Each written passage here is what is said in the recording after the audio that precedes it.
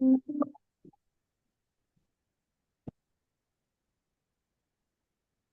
afternoon, everyone. I'm Dr. Sheila Caldwell, Southern Illinois University Vice President for Diversity, Equity, and Inclusion, as well as Anti-Racism. And I would like to thank each of you for joining us today for our conversation of understanding child care as a human right. Today, we will learn from child care experts and parents about what can we do to provide all children with nurturing and stimulating environments during their formative years, regardless of their socioeconomic background. Child care support enables parents to pursue education and work while contributing to societal well-being by promoting equity and social inclusion. I would like to acknowledge and thank President Mahoney, who is not able to join us today while he is in Edwardsville. I also would like to thank Project Coordinator Ms. Doris Williams, who received your questions in the chat during this conversation of understanding. And last but not least, Mr. Carol Walker, who is providing technical leadership. And I just want everyone to know that very shortly after this conversation, this will be uploaded to YouTube for your reviewing. This discussion is made possible today with the vision and leadership of Ms. Leslie Burrell. She is the founder and CEO of Carefully Child Care Solutions. She will talk more about how she is not only helping SIU, but parents and higher education across the nation have more options to ensure college completion. Leslie. Hi, thank you so much, Sheila. I'm so honored to be here today for this discussion and as a partner with SIU, as we offer Carefully as an option for students who have parent and caregiving responsibilities so they can access childcare options. Carefully is a platform for parents. We're helping to build a global network of family, friends, and neighbors who believe in the power and resilience of community so that we can provide care for that our children need while advocating for the policies that we deserve.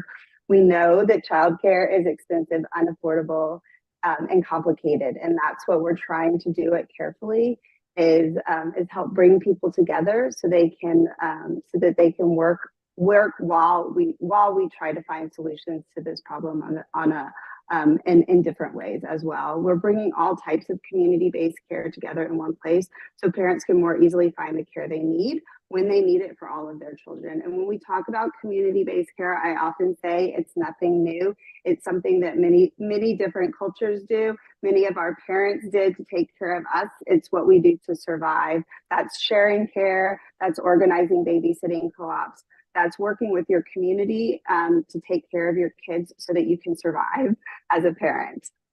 We want to invest in families so that we can drive better outcomes. And we want to create opportunities for better health, wealth, and prosperity so that we can develop and share people's skills and expertise through our platform. So I'm excited today to be here and hear this discussion and think about ways that we can improve outcomes and improve the child care crisis that we're in today. Thank you.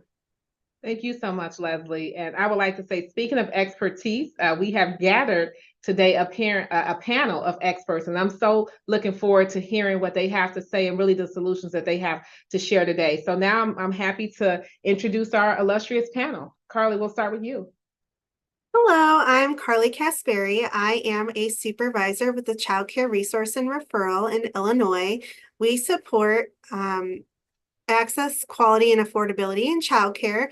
Our service delivery area at Bright Point is the 7 southern counties closest to St. Louis on the Illinois side. Thank you. Ms. Sherika Hunt. Hi, good afternoon, everyone. I'm happy to be here today. I serve as the Assistant Vice Chancellor for Development and Alumni Relations for Anti-Racism, Diversity, Equity, and Inclusion and Corporate Partnerships for the SIU Foundation. Thank you, Sherika. Ms. Rebecca. Good morning, I'm Rebecca Dabbs. I'm the director of the Early Childhood Center on the Edwardsville campus. I'm just started my 25th year and have spent a lot of years watching student parents try to make it through college and that kind of stuff. So this topic is very close to my heart. Thanks for including me today. Thank you for being here. Ms. Karen. I'm Karen Samuel. I'm the director at Rainbow's End Child Development Center at SIU Carbondale campus. I've just been the director here for about 10 years now, but I've been in the field of early childhood for about 35 years. So it is my passion, and I'm glad to be here today too, since we're talking about those formative years and what children and families need. That's amazing. Between you and Rebecca, we already have 60 years of experience between the two of you. So yeah, this is definitely you all give a new level to the word expert, right? And now we'll turn it over to Ms. Genevieve. I'm Genevieve Sheridan. I'm located in Oregon. I'm the founder of Care Economy Group, and we are a national social cooperative that works with early childhood education providers, and we create employee ownership within the childcare space. Been working with childcare business owners for about 10 years. And I'm also part of the Social Economy Academy. So anyone can go online and learn about how to create a worker-owned cooperative.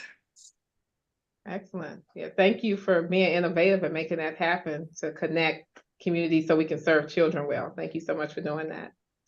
Now we're going to dive into our questions. And the first question is for Carly.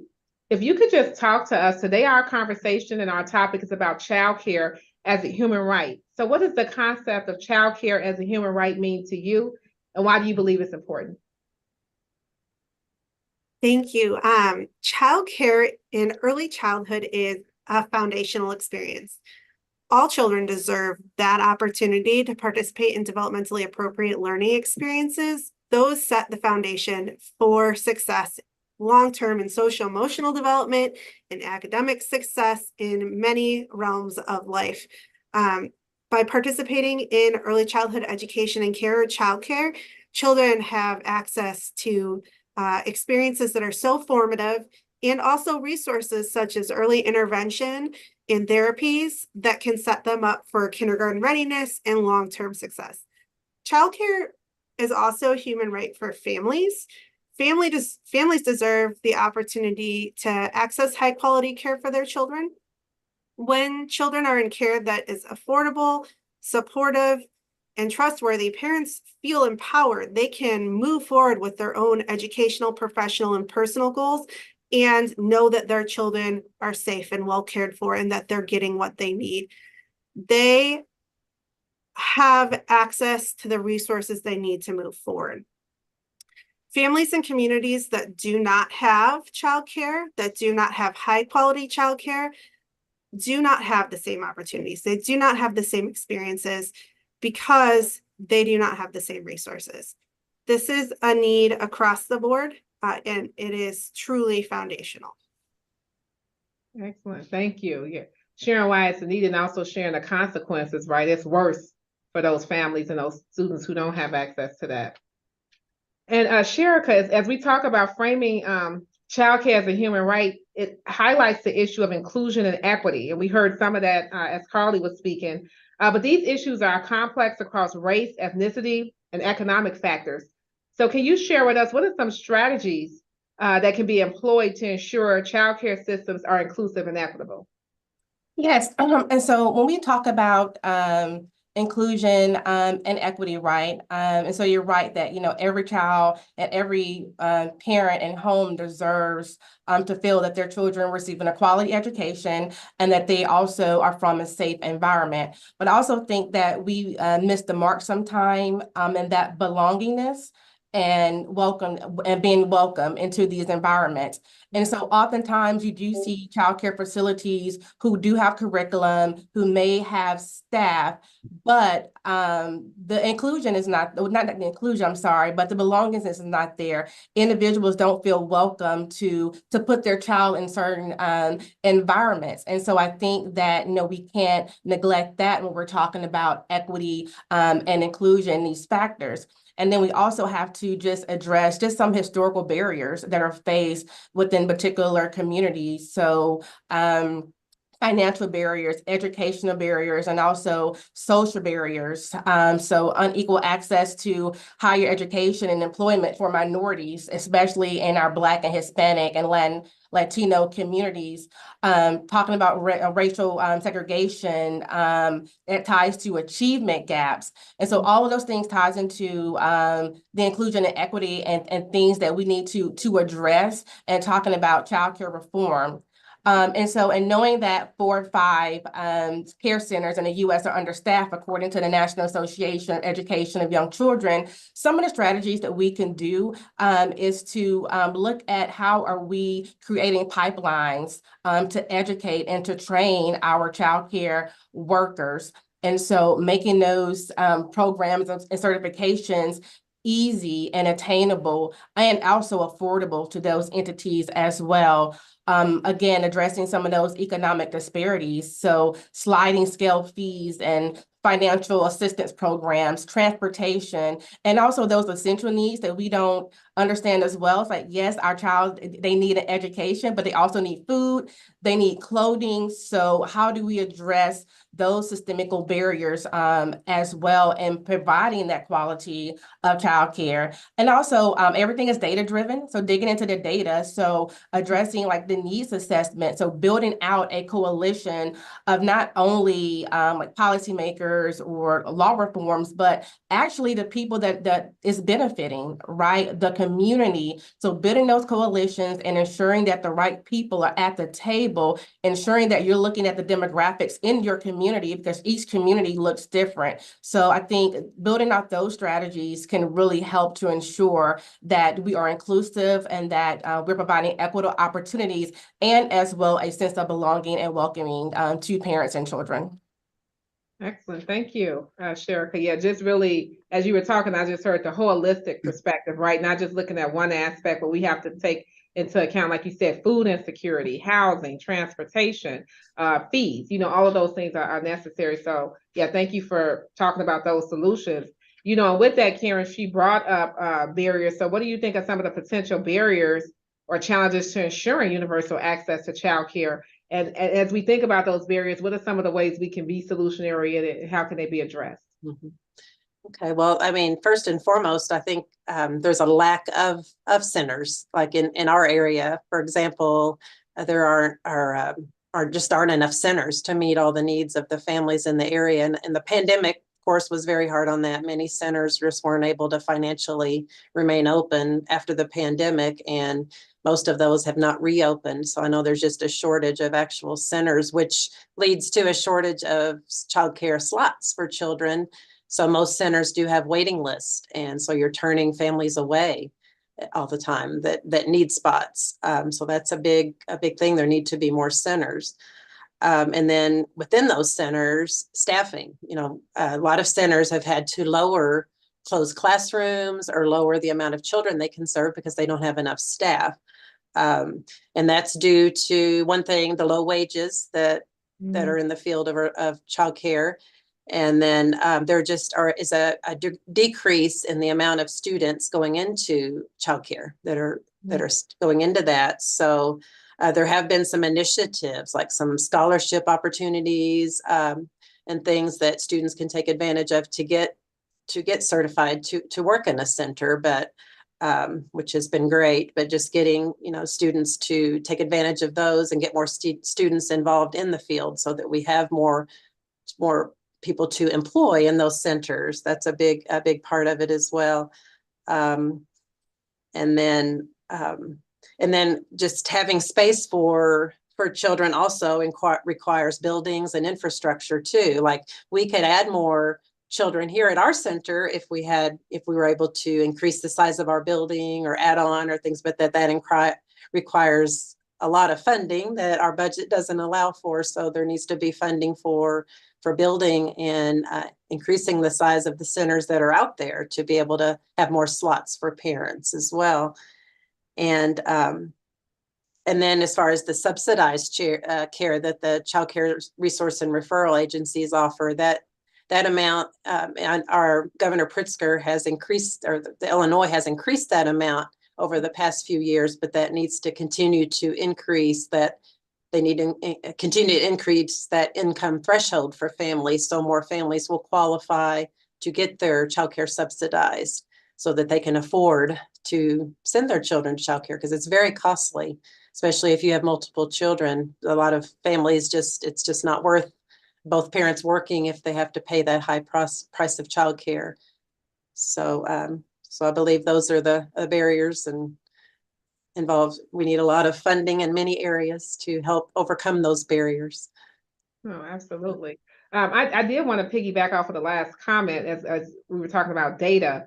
48 states, if you have 2 children under the age of 5 years old, daycare is higher than your mortgage. Yes, And I so a believe lot, that. yeah, and in some Believe cases, that. it could be even higher than sending your kid to college, right? For those years as Yes. well. So it's quite costly. Yes. You know, and also you were just talking about limitations with childcare centers, especially post-COVID. I mean, I've heard the term childcare deserts. So I was just going to ask you as well as Rebecca, by you being on Carbondale and Rebecca leading in Edwardsville, are you all full to capacity? Like, do you all have space right now for more students, or are you all at your maximum as far as serving the students in your center? Can you talk a little bit about that? We're close. Oh, sorry. We're close to being at capacity. We do have a few preschool openings, but you know, due to parents do have an option at the preschool age of doing pre-K or maybe Head Start, but all of our younger classrooms are definitely full with a waiting list, and and school age is a really big need too. Children that are in school and need after school care or summer school care, we are full in that age range, and I've heard that other centers in the area are as well. There's a real shortage of school age childcare opportunities for families, which is a big need. Yeah. Thank you for providing that context in Carbondale. How is it in Edwardsville, Rebecca? So in Edwardsville, we are also limited by the number of spots that are available in our community. At the Early Childhood Center, we do have a 2-year waiting list. Student parents have first priority, so there are many people on the waiting list that will probably never get called. But it is it's also more accessible for student parents because we have the C Campus grant and we have a lower rate. So we have a lot of student parents trying to come, and there's just not enough spots. So we're experiencing that as well. Well, yeah. So when we talk about childcare deserts, that's somewhat evident in even the areas where we serve our students. You know, Karen, as you were talking about challenges, I was going to ask from a developmental perspective, how does a parent's access to affordable childcare contribute to the overall well-being and just the future prospects of their children as we talk about them having opportunities if they don't get access to, you know, those formative years as far as education? How can it impact the rest of their education throughout their life? You could talk a little bit about that. Okay. Yeah, I mean, access to childcare for families just contributes to the overall well-being of that family, just financially, because the family, if the parent is able to go to school, then they're able to secure employment, and it just benefits the family financially. There's less stress on the family at home if they have quality childcare that they can depend on. Children are able to get socialization when they're able to attend childcare. They get to be around other children, which is such a critical part of child development, just getting them around other children and getting socialized. And then those readiness skills, there's a misconception that a lot of times that childcare, you're just babysitting, but we do so much more than that. We are educating the children every day. So the children are getting practice with those milestones that they need for school, the readiness skills that they need. So if children are getting those in childcare, then they're able to perform better when they begin school. So it affects them all the way through their educational years if they're getting a good quality childcare experience as well.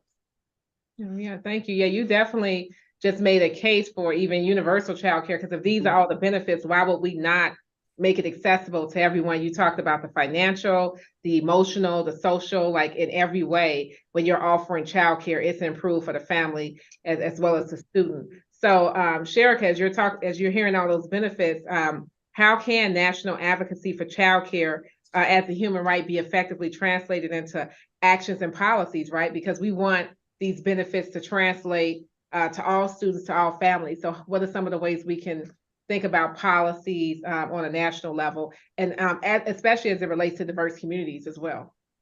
I would say, it all boils down to numbers, right? And I believe in that, in articulating and advocating is having that voice, but also articulating just the raw economic impact that it has to states, the cities, and as well as the nation. And so looking at, what are some of those gaps if, parents are not going to work? How does that impact the local economy and just the nation in itself? And then also arming individuals with the resources to advocate for policy reform. So going to Springfield, what are some of those days where they can go and advocate on childcare reform? And again, just going back to building that coalition, because, as a collective, our voice equal power.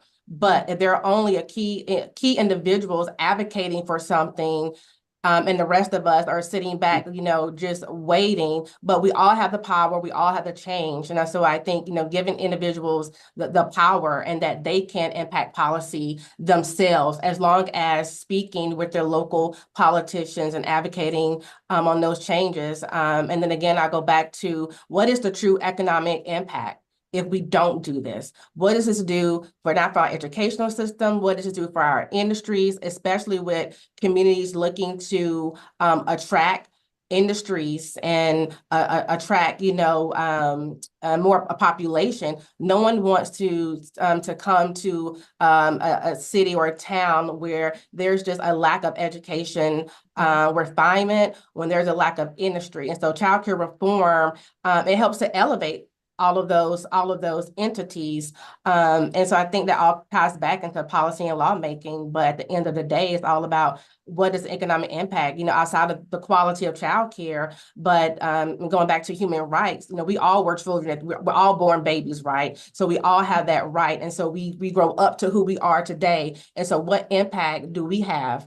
And you have to look at those children, and it's a mirror effect. So if I have this impact to my community, if I do right by this child, ensuring they have the proper education, what impact can they make in the future as well? And so articulating those things to our lawmakers to impact policy and to make those changes, I think would be very beneficial to what we're talking about here today.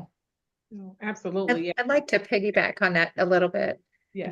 Just to add to what Karen and Sharika said, it's just there's a number of longitudinal studies that have also talked about that investment in early childhood and how economically that we end up paying less for societal cost with that investment, less teenage pregnancies, less higher academic achievement, all of those really important things. So a number of studies have shown that it saves money in the long run. So just to kind of add to their discussion about economy. Oh, absolutely. Leslie, you gave a Ready Nation. I'm looking at this, a specific, like you 122. Can you talk about that?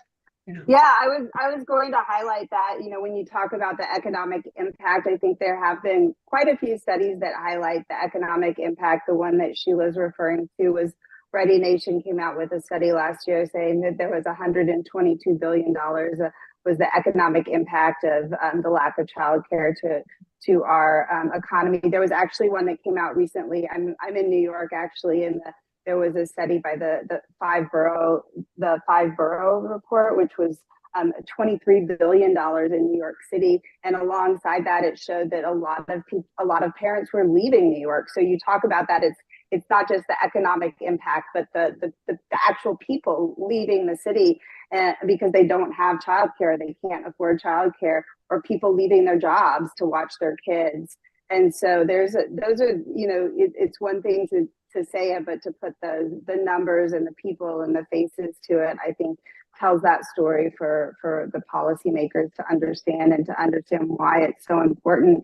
And when we talk about, I think it's also interesting to think about, we talk a lot about the childcare deserts, which have traditionally been sort of classified as where we have formal childcare, where you have, childcare centers and you have paid childcare. But we also see in a lot of the reports now that are coming out where the informal childcare, where some of the community-based care that I talked about, the informal care, the family, friends, and neighbor care that we support on Carefully is covering, between 25 and 50% of the care is done in informal ways. Some of that is by necessity and some of that is by choice. And so having a platform too, like Carefully, that helps people sort of do that more efficiently, effectively, and reliably, I think is also a helpful thing. And the other piece of that is when we talk about empowerment, bringing those communities together on a platform where they're supporting each other for childcare is also a way to empower people, because they're brought together for a need like childcare. Then they can drive policy forward, and that's sort of also one of my hopes is that we come together to help each other, but then we're also connected for something that can give us a louder voice. Absolutely. Yeah, it is about that collective impact. We've been talking about the financial implications, and Genevieve, if you can tell us, like, what are your thoughts about the private sector? I know we talk about capital or private equity and how they can do startups. So what do you think private sectors can do to effectively support, collaborate, and advocate for equitable childcare policies as well as infrastructure? We've had conversations about infrastructure as well. So if you could shed some light on that, that would be helpful.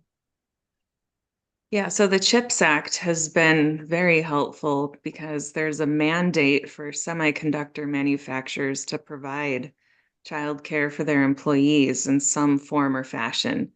And each state also has rules on implementation. So that's been a game changer, because these federal subsidies going to the manufacturers are now hinging on childcare being provided to employees. It can be on site or it can be near site. And sometimes it's a matter of just connecting the employees to what's already available. But because over half of the United States is a childcare desert, and by that, we're talking the demand is 3 times higher than the supply, it really comes down to creating a larger supply. So the industry's currently around $60 billion for childcare. Kinder care, I think, is about $9 billion of that. And Bright Horizons, and they provide on-site employer-sponsored childcare. But because there's another, $180 billion of available market share, we really need new businesses and locally owned businesses to come in and start new facilities.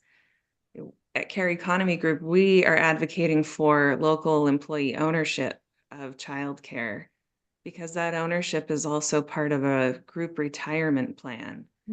But all childcare is business, and whether it's nonprofit or for-profit, there's a business legal entity behind each center. And so there is a public-private partnership aspect happening around the country, because when ARPA funding was not renewed, states really stepped up to create state-level funding for childcare, but it's being piecemealed together. And so employers, there's a big role for employers here to play. And similar to healthcare, we're finding that employers want to provide childcare benefits to attract and retain employees and just keep their businesses alive, but don't know how to do it. Just like, they don't know how to set up a hospital, but they purchase insurance for their employees to be able to access healthcare. So we're helping some employers create childcare as a benefit and connecting to providers. Employers can and are very willing to subsidize the costs of care. They just need a clear pathway to do it. And we have found platforms, existing software platforms to help streamline, and Carefully is one of them, because that aspect of informal care cannot be understated. Even when you have paid licensed childcare centers, picking up and dropping off and building that community around the center is so important, because the quality of the kids' experiences is really everything. But in terms of capital, childcare centers in existing buildings, tenant improvements can be $50 to $100 a square foot. So, even for a small number of centers, we're looking at millions of dollars just to create the facilities, both indoor and outdoor spaces. And that really takes a tremendous amount of capital that right now, private equity and capital groups have, but the appetite for investing in childcare is limited due to the risky nature of the business and also the low margins. So we're finding that with employee ownership, we can actually increase the rates of returns and increase living wages for the workers and retain them because they have a financial future that they're building while they're working. I just wanted to say, so you talked about carefully, obviously being a solution to an innovative approach, looking at informal care. What are some other innovation solutions have you seen created in the public and private sector, really to help with the childcare crisis? As you said, 50% of the United States is a childcare desert, so that's that's huge. So what solutions are we looking at this point? So there's some other software platforms that are intended for employers to streamline their childcare benefits. There's platforms for municipalities to streamline subsidies. And really, a lot of municipalities are still using paper and mailing paper checks, and providers need to get paid quickly. They will pay their employees and not pay themselves if a government check is late.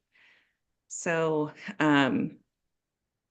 these software platforms, I think, have been needed for a long time, but the social co-op model that we're working on in partnership with Rocky Mountain Employee Ownership Center and the Social Economy Academy, I think that's a business model innovation that needs to be more widespread in the United States. It's in the middle, in between private equity and venture capital and sole proprietor business ownership. Both ends of that spectrum are volatile and I think have been driving forces of the instability of the United States childcare industry. So with cooperative ownership and especially local ownership, childcare centers are more stable, and the cooperatively owned centers that survived COVID are had a better chance of survival. But the sole proprietor model, although it's very common, there are tens of thousands of sole proprietor childcare business owners. It puts so much strain on people as individuals, emotionally and physically, that it burns people out. And I think that's a main reason why many teachers left their profession. But right now I'm working with a retiring preschool owner who's converting to employee ownership so she can retire. And that fear of, oh no, it's going to be all on me isn't there because they have a group of teachers to rely on. And now they want to expand. And so it brings a sense of hope, but we know from the Democracy at Work Institute that democratically governed workplaces increase the well-being of staff. And so with that staff well-being, we believe we can translate that to greater well-being of children. Thank you. That was very helpful and gives us some ideas of what the challenges are and what are some of the possible solutions. Leslie, if you want to continue with some of the questions for our panelists. Sure. And I think that just to expand a little bit too on the technology innovations, I would say I also like to highlight that technology can often be just as much of a barrier as it can be an enabler.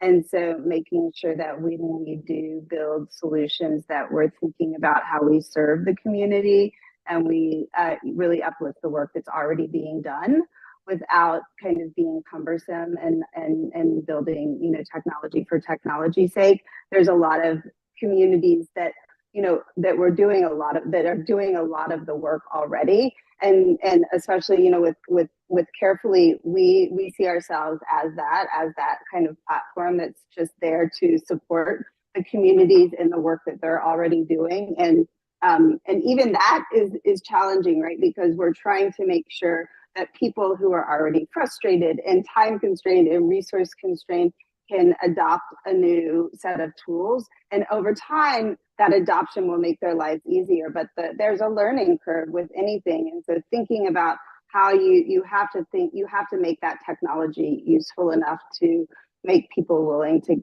get over it and kind of work through that kind of learning curve.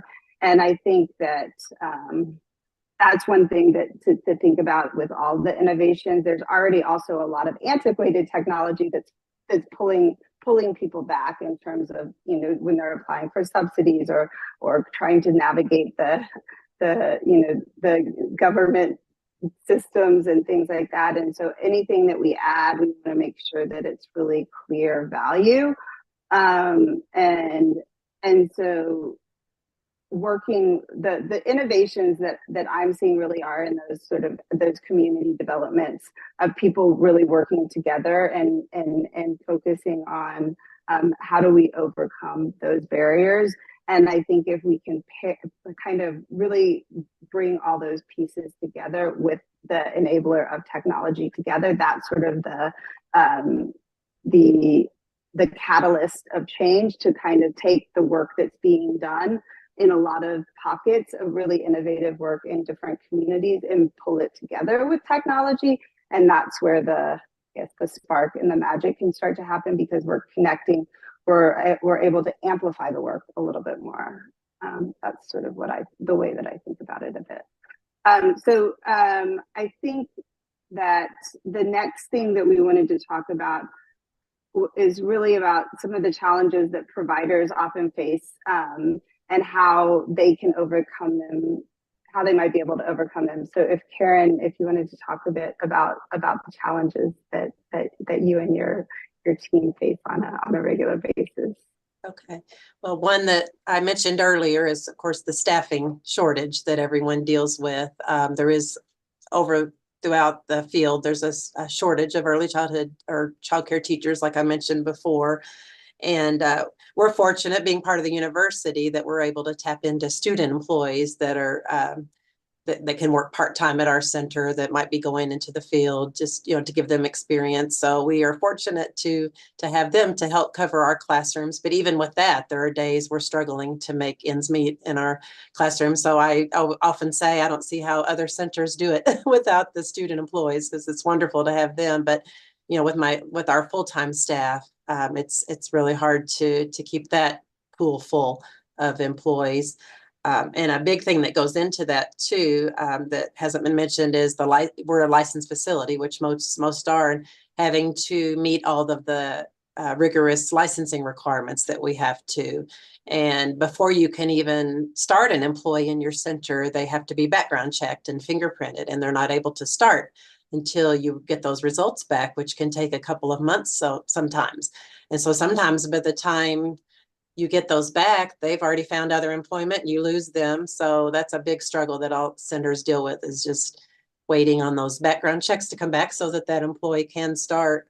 And then just there are other licensing requirements as well, that within so many days, all of your staff have to have trainings, which I know are a critical part, like online trainings and in-person trainings, and they have to have so many hours per year, but there are mandated ones that they have to have within so many days. So then you're already dealing with the shortage, but you have to make sure that you're giving them the training hours that they need. So that's a big struggle that comes with being a licensed center. And then, of course, the low wages that they receive, which leads to turnover in your staff, because they sometimes they're just there until they can find something that pays more, or something more in their field if they have a degree. So it leads to a lot of turnover, which causes inconsistency in your classrooms, and then the parents get frustrated with that there's new teachers, there are new teachers in the rooms all the time. So that causes a lot of issues as well. And and then just, which can cause stress on your existing staff if there are people coming in and out all the time and their classrooms are short staffed. So that causes stress and strain on your consistent staff, and then they get burnout. And so you're dealing with staff stress as well. And then I feel like sometimes, like I mentioned before too, that this the value and respect of the field that we need to be looked at as being a more of an educational facility and not just babysitting. You know, that there needs to be more respect, that we need to advocate and let people know what, you know, show off what we do in our centers so that they know that we're more, should be valued more and respected more as providers. And then also another thing that can be a struggle is when you have children with special needs in your center, because a lot of times we don't have the resources to give them what they need for their to deal with the special needs. So sometimes the child might need more one-on-one attention or one-on-one care that we cannot provide. So that can be a struggle. So we need more resources and staffing to help make sure those children are getting their needs met if they have an IEP or some special needs while they're there. So that's a big part. And then there just needs to be an investment more at the state and federal levels in our field that can trickle down and provide more funding for families to afford childcare and for the infrastructure and staff wages. So so that's all I can think of right now. I could probably go on and on and on, but those are the main things I think that's a pretty big list. Yes. That's a big list of challenges on your shoulders for sure.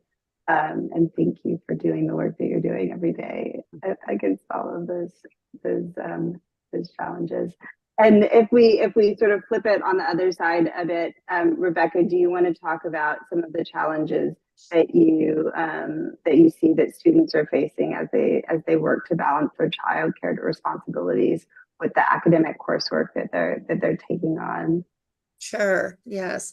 Well, fortunately, we're in a unique, we have the unique opportunity to really work with those student parents and not only find ways to cover the cost of their childcare through, whether it's through grants or through the state subsidy program or partnering with Illinois Preschool for All programs, that kind of stuff.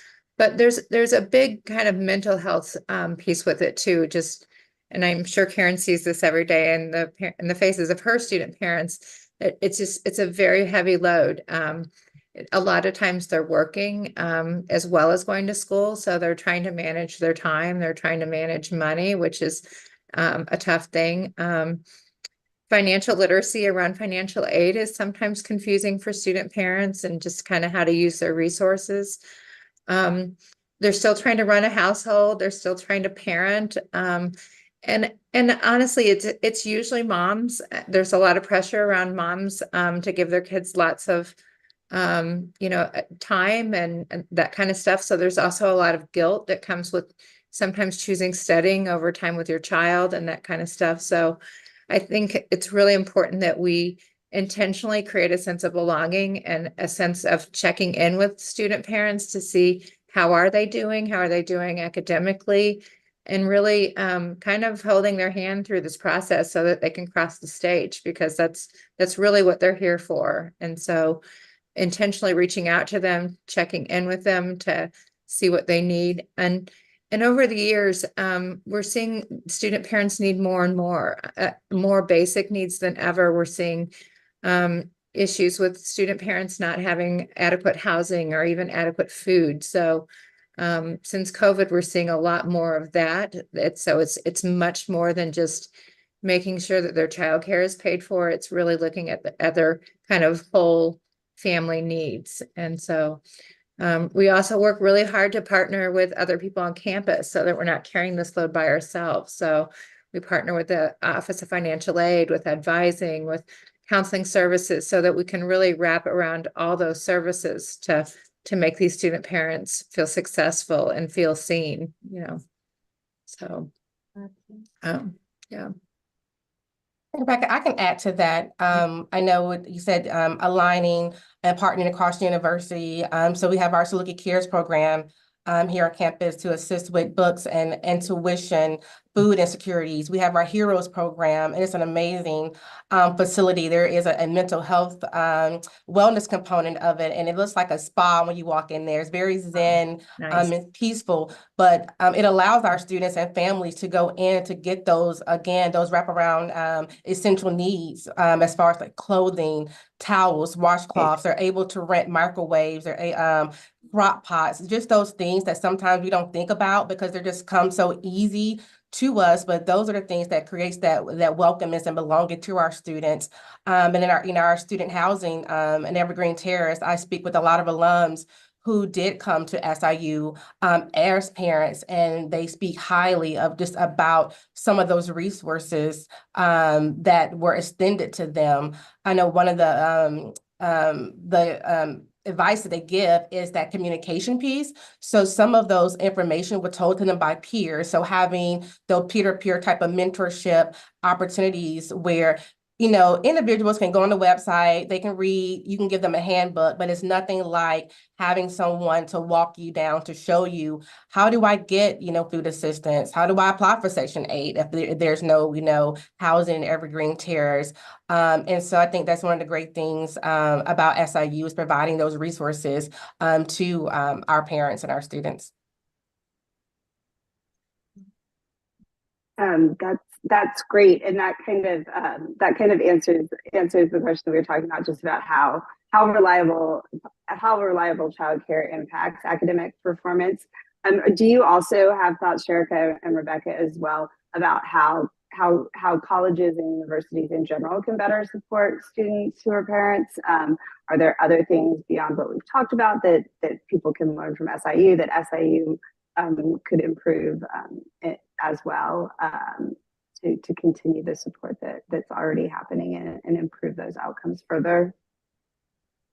I would say two things for me, and just being in fundraising is better aligning with our foundation and providing support services for our student programs that we have on campus, Rainbow's End and Head Start. So a lot of those things we like to push out just for Day of Giving only, but no, those are very intentional and substantial programs that really add value to the institution, add value to enrolling students or attracting students, our retention rate, and as well as our graduation rates as well. And so rolling out a fundraising model to where, those disparities and those challenges are pushed in a narrative where we're out speaking with potential donors or we're out speaking with corporations. So helping the foundation do a better job at telling the story of the need and the why. And then secondly, and this is just, speaking and talking with our students, especially our female students on campus, and providing more flexibility to childcare, right? And I know with the lack of staffing, we have to close at 4 and 5:30, but some of our programs and services, academic programs, they don't start till 5 o'clock. Or 7 o'clock, and so you're talking about what are some ways to help with that academic achievement and performance, and I've done it before. And being a grad school here, I've taken my 9-year-old and my 5-year-old to class with me, and it's tough and it's hard, right? And depending on the mood they're in, it could be a distraction. So are there resources that, that we can get behind to help fund some of those barriers that our students face? And again, it may not come from the government, right? But how, and our job here at SIU Foundation Carbondale is to be an accelerator to the university. So is finding out those needs and those barriers, and then how can we help to accelerate that to ensure the success of all of our students? Yeah, no, that makes a lot of sense. And I'll just put a little plug for the work that we're doing with Carefully and SIU around some of those comments too, because I think that's where some of the things that you just mentioned is also an area where Carefully can kind of help, where it becomes that that gap, that stopgap filler when the childcare closes down and you still need help for those, whether it's the after hours events, where it's the pickups and the drop-offs, where it's the building community. And so maybe as part of this conversation, as a takeaway from it, it's something that we should do is, get together and talk about how can we, take some of the people that are on the wait list from the childcare, and how can we bring them together and see if we can help them with carefully. How can we help the people that are maybe struggling with some of the after school programming when we hear that, and maybe help direct them to carefully as a resource, and maybe work together on that collaboration too. I would love that.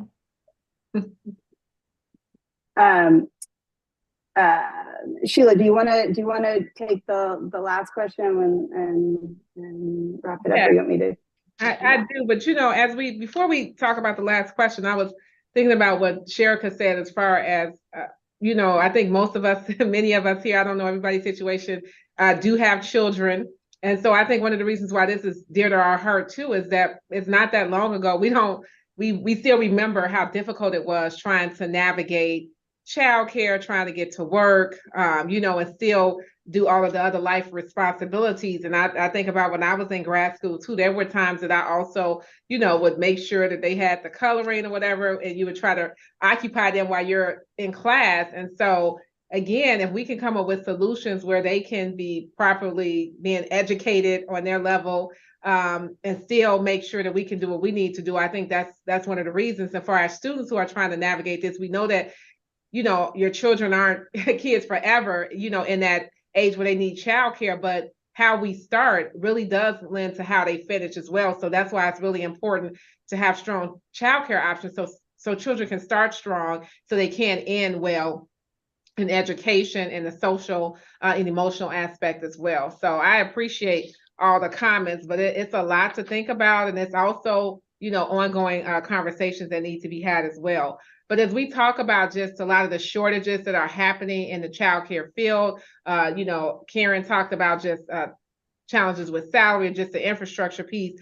Carly, can you talk about what would be some advice you would give to someone who is considering a career in this field? Because obviously they're very much needed right now. So what can we do Definitely. to effectively recruit people who have a passion for children? Yes, yeah.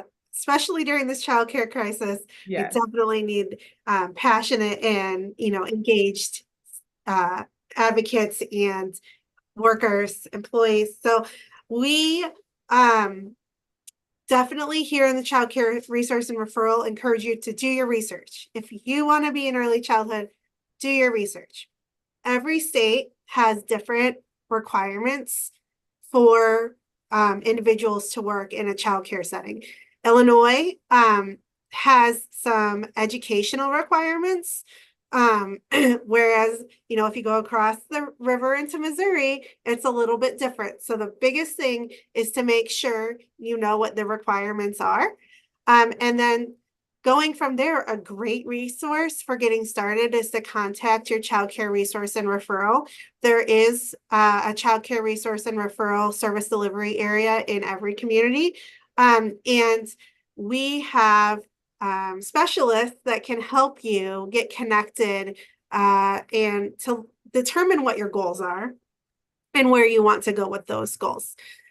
There's also an organization called INCRA, which is the Illinois Child Care Resource and Referral Agency, and they have professional development advisors. So if you don't want to call somebody that, local that you may know or may have connections in your community, there's also this anonymous way to reach out and talk to a professional development advisor. They can help you work through where you are and where you want to go and how to get there. Maybe that looks like applying to a community college or an institute of higher education, or maybe it is getting a credential like the Child Development Associate that also qualifies you to work in a child care center or child care program, and does give you college credit as well in a lot of situations.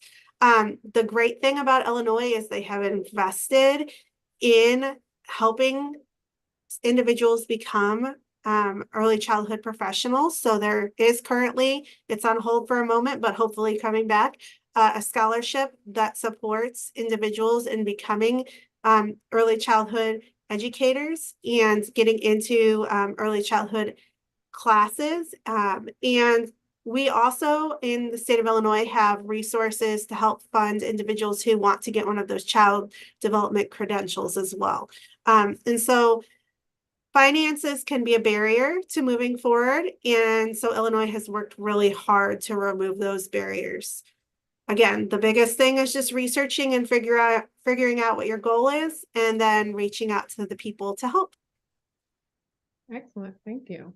You know, as you were talking about getting in, I was thinking, Karen and Rebecca, what is the trajectory as far as even like promotion? Someone starts as a instructor, a teacher. Are there things they need to do to get to your level? What are the steps?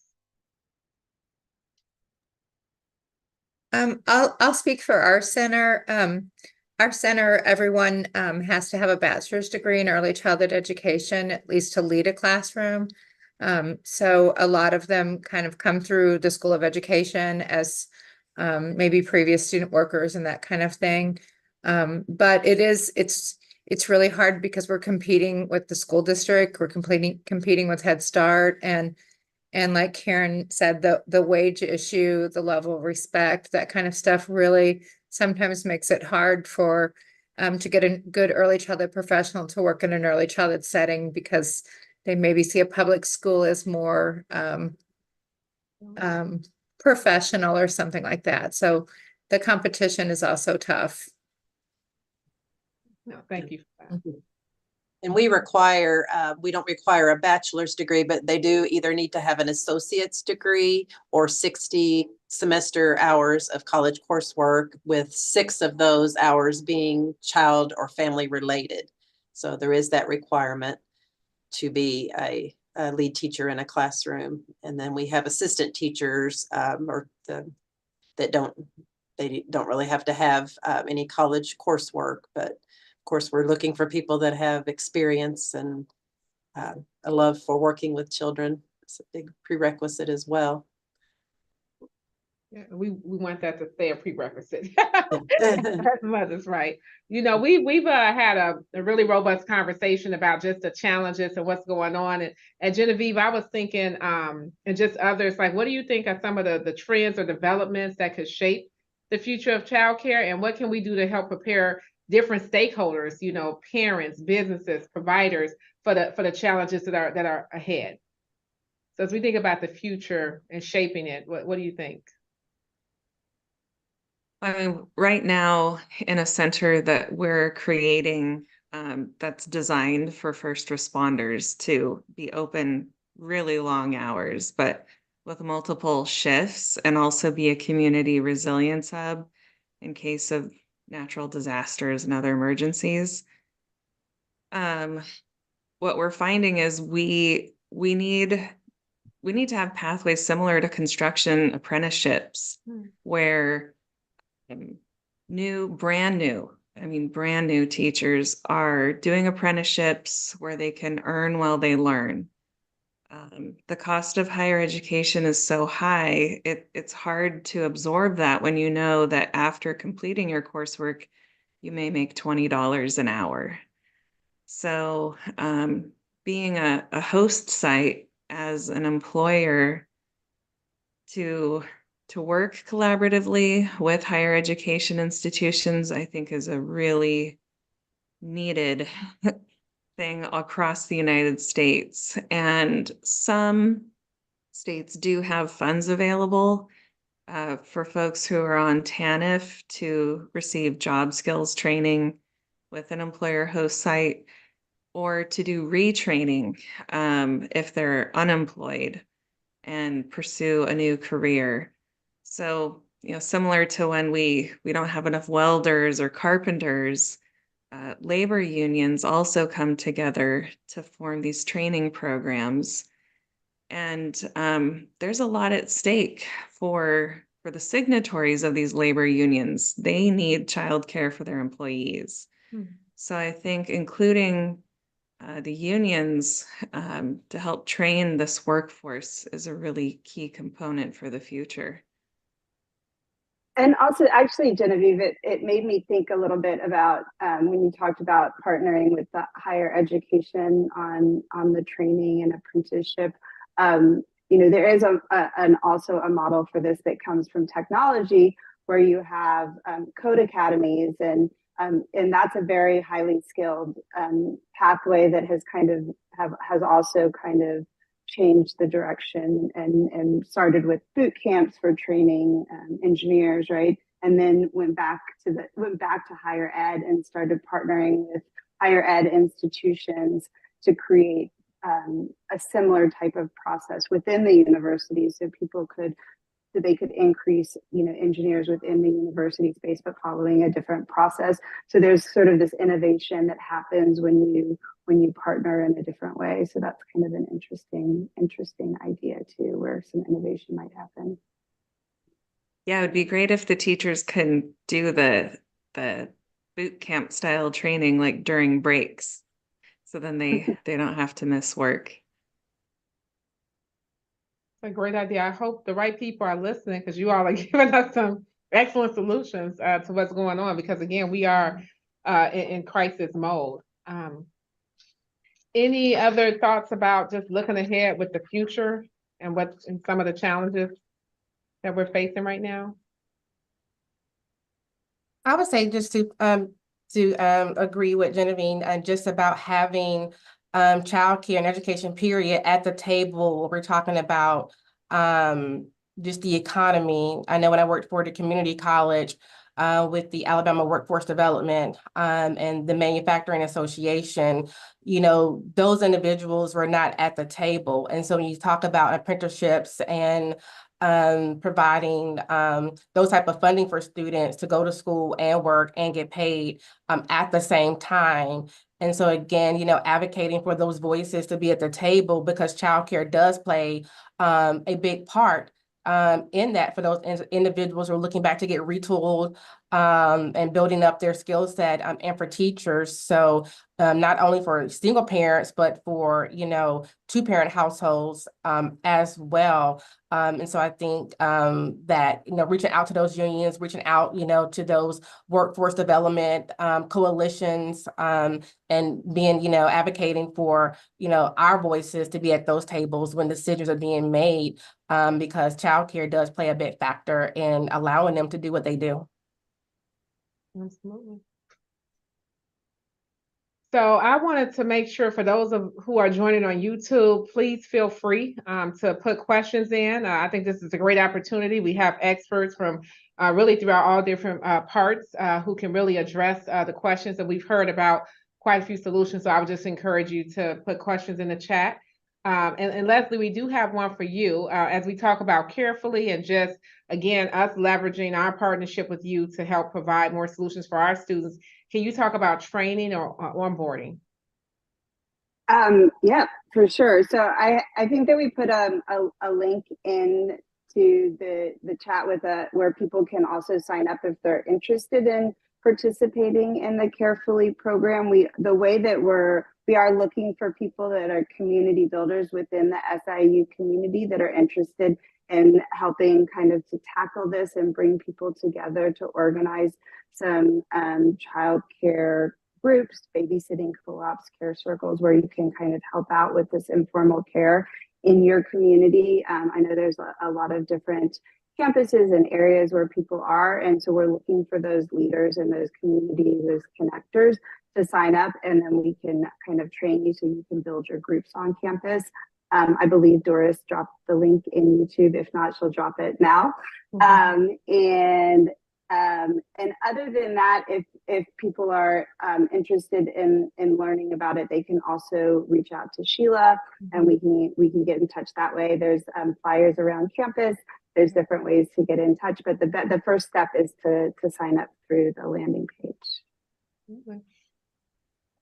Yeah, and that is active now. So we are actively creating solutions to connect and build community to make sure that our students, as well as our faculty and staff, have the childcare solutions that they need. We heard from Karen and Rebecca, who are the directors and lead our centers on our Carbondale and Edwardsville campus, that again, there are childcare deserts, that there are waiting lists, and we know that, you know, those lists can take a while to be fulfilled. So we just want to make sure in the meantime, again, that we're providing those necessary solutions for our faculty, staff, and students.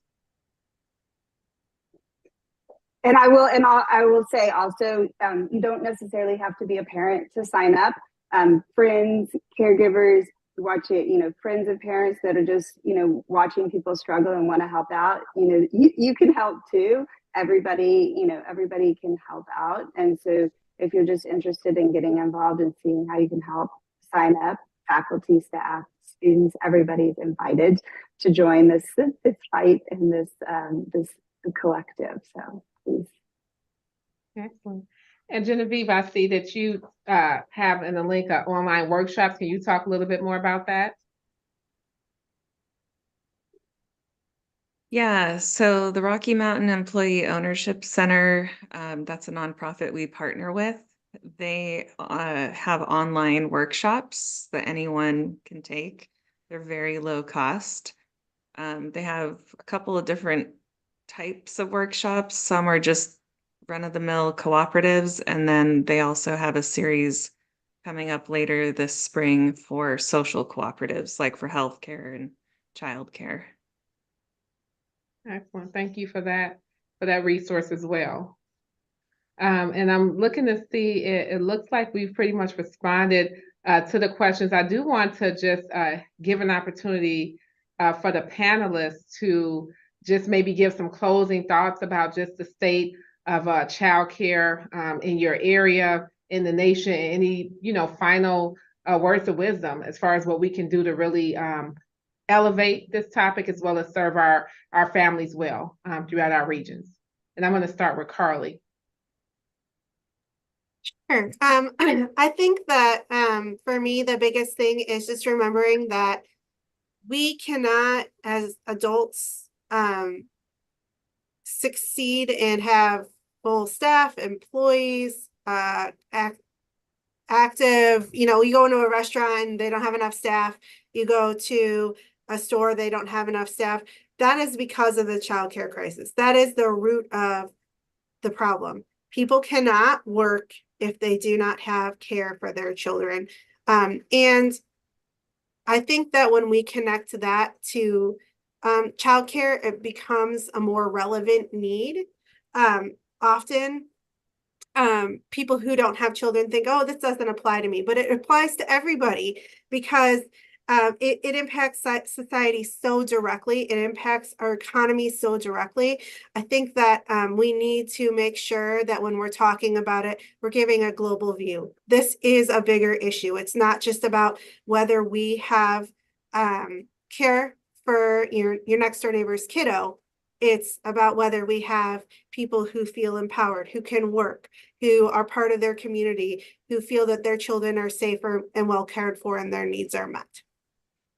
Absolutely. No, thank you for providing that bigger context, because we've all been into, you know, stores and places, and we know that they don't have enough staff. And like you said, it directly links to childcare. But again, the question earlier, if it costs more money to stay at home, if it's more affordable to stay at home, that's another thing that we have to think about as well. So it does impact all of us, and it does impact our economy. So for those who might be watching or who are listening who don't have kids, this is an issue that impacts everyone, because again, we live in society with each other and not by ourselves. And so we need to think about what our neighbor is experiencing and how, again, their lack of access is going to impact everyone. So that was an excellent point. Rebecca, what are your thoughts? My thoughts kind of go, we talked earlier about how important that time is of early childhood in terms of early brain development, and how important that a high quality experience is available for children. And the reality today is families who do not have money or resources end up with a lower level of quality for their child. And that's a ginormous equity issue. The highest quality care is the most expensive care. And that has to be addressed, because we know that when children have good early childhood experiences, they, you know, like we talked about, the longevity, that it continues with them academically through grade school and even college. So, yeah. Yeah, thank you. That's quite sobering, because again, we know that babies, young people, they're relying on us to do what's best. And when we have all these inequitable structures in society, that from day one is that it's going to impact, their life, and they're going to see those outcomes just reverberate throughout. That is unfair. That is inequitable, and something must be done about that. Karen, what are your final thoughts? You're on mute, Karen. Sorry, I thought I unmuted.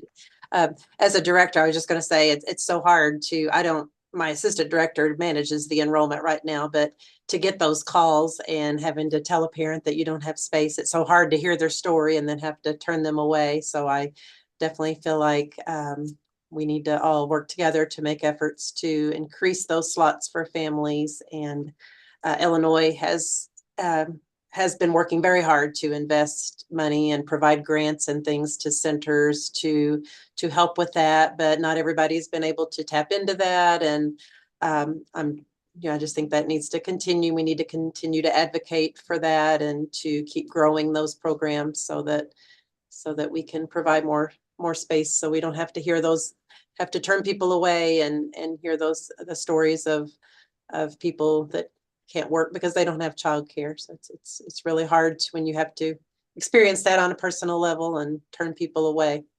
Yeah.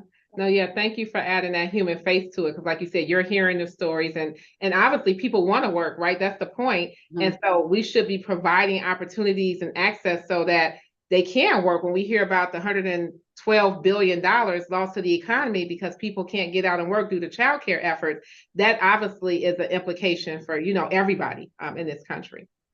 Sherika, what are your final thoughts? I would say also to, just that the quality of education. So having a child with some special needs was a struggle in the beginning.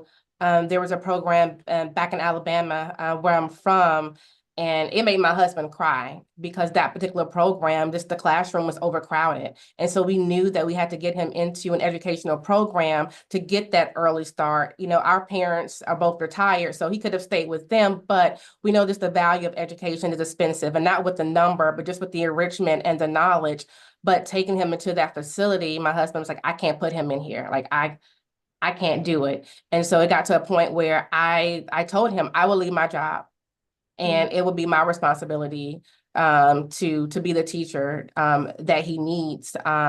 We thank God we didn't have to do that through a program with United Way, with Goodwill Easter Seals that help with children with special needs. So I think, we talk about, just the quality and providing just those equitable opportunities for all of our babies, because they're all special in their own unique way. And then lastly, just talking about like the power of philanthropy. I found this really cool, really interesting fact, and that childcare reform was started with philanthropists led by Josephine Dodge in Chicago in 1893. And so she went on to found the National Federation of Day Nurseries. So the beginning of that, with that philanthropic mindset, I think that can help really turn the tables on some of these challenges and barriers that we have. But that takes the community, that takes having all partners at the table in order to make that happen. Oh, thank you for that, Sherika. And one of the things you talked about, if you stayed home, again, you were going to do what was necessary as a mom to make sure your son got what he needed. But I think about what a great loss it would be to SIU if you wasn't here, leading those efforts and being solution oriented. So we have to think about the loss of human capital in the workforce again when those quality services are not being provided, because we know that if it comes between your kid and work, oftentimes we're going to obviously choose our children, and rightfully so. So that's important. Thank you for sharing that story. Genevieve, what are your thoughts as you think about the different organizations that you work with to help elevate equality in childcare? So childcare needs access to capital, and it needs to be state by state, because childcare licenses are issued by states. But right now, there are very few and sometimes no appropriate financial tools for childcare businesses, both for-profit and nonprofit. You know, banks and other lenders don't really design loan products that fit the childcare business model. And so childcare business owners and nonprofits need community-based lenders who are generally bringing in federal, state, and local private money into their loan funds. And a lot of times those loan funds are tapped out. You know, they might be a low interest patient capital loan fund, but they've got no money left because it's all deployed. So increasing the dollar amounts of the current loan funds and creating new financial products where maybe the provider doesn't have to start repaying for 3 years because it takes that long for an expansion to pay for itself. You know, these are things that the financial sector has to take into consideration, but both foundations, family offices, and institutional investors have a real opportunity right now to fill that gap and create terms that are beneficial to everyone. And there is a financial return to be had, but maybe it doesn't need to be 12%. Maybe it can be 3%, as long as the social impact of childcare is achieved. Yeah, no, thank you for providing those comments and then sharing how how it needs to be incentivized, right? And it needs to be reasonable, because if people are going to create solutions, it could be set up in a way that it seems more punitive, right, than helpful. And you definitely don't want that. So again, I do hope that we have more financial solutions, because people, in addition to having childcare, part of the reason people have to live, right? And so you want to be able to provide those financial resources and incentives so people can be solution oriented. So thank you for shining a light on that. Leslie, what are your final thoughts as you're somebody who has created a solution to this issue? And again, we're grateful that that solution has made its way to SIU campuses. Sure. And I'll just add on to what Genevieve said quickly, is that there's a social impact, but as we mentioned earlier, that social impact drives economic impact for the cities, maybe not directly for the lenders at like in a one-to-one relationship, but ultimately, you know, the community thrives. They are going to be borrowing more money from those lenders, and everybody thrives. So that's, you know, we're making more money as a society when we have childcare. So it's more than just social impact. There's economic impact behind that as well, even though the social impact is good for those that it's not. And I would say, you know, the parting words I would give is for people that are thinking about, you know, carefully. We heard today that there is a 2-year waiting list, you know, at some of the daycares, that there's a lack of childcare access. And I think people are still often not sure where to start with the informal care piece. And one of the things that I think about is people, especially I say in the American society, where we're taught to be that we have to do everything on our own. It's that American dream that is not so much of a dream. We have a community around us that is there to help us and that needs us too. And sometimes I think, this is not my words, but it's a gift to ask other people for help, because by asking for help, you show people that they can ask for help too. And this is something that I actually have experienced just by building carefully and using it in my own community. When you ask other people to help you with your kids, there's a look of relief on their face, because you're saying that you need help, and they're like, yes, I will help you, and that means you will help me too, right? And we can help each other, and by helping each other, we will both be relieved and our kids will be happy. And I would just tell everybody that there is joy that comes from that. And there is sometimes work to do to build that trust and to be vulnerable. But out of that also comes connection and community and solidarity. So that's what I do. Excellent. No, Thank you for that, Leslie, because again, I think that the solution that you created, some of the things that we talked about, even though they're necessary to implement, they may be far away. But, you know, as we have our neighbors and people in our community that we can build those connections with and relationships with, and we can partner and it can be mutually beneficial, I think that is more of an immediate solution. So I appreciate again that you're creating that. And for those who are listening, just know that that is a service that's available through SIU. You can reach out to me as well. And again, we'll work with Leslie. I want to thank all of our experts for joining us today. I'm giving you a hand because I think I've learned a great deal from each of you. I just want to reinforce again that we do believe that childcare should be a human right because it contributes to our society. And then we are invested and committed to making sure that the next generation, our future, that they get what they need in terms of education, in terms of service, in terms of wellness and holistic well-being, that we're committed to that. And we believe, again, that we can't see that come to fruition without investing in families and ensuring that everyone can thrive, the student, the parents, and the families as well. So again, we hope that you join us and just really continue to pay attention to this issue. So again, I want to thank our panelists, and I'm going to give you back the rest of your day. Thank you for joining us for this COU, and please join us for April 22nd when we'll have our next COU with our president. Thank you.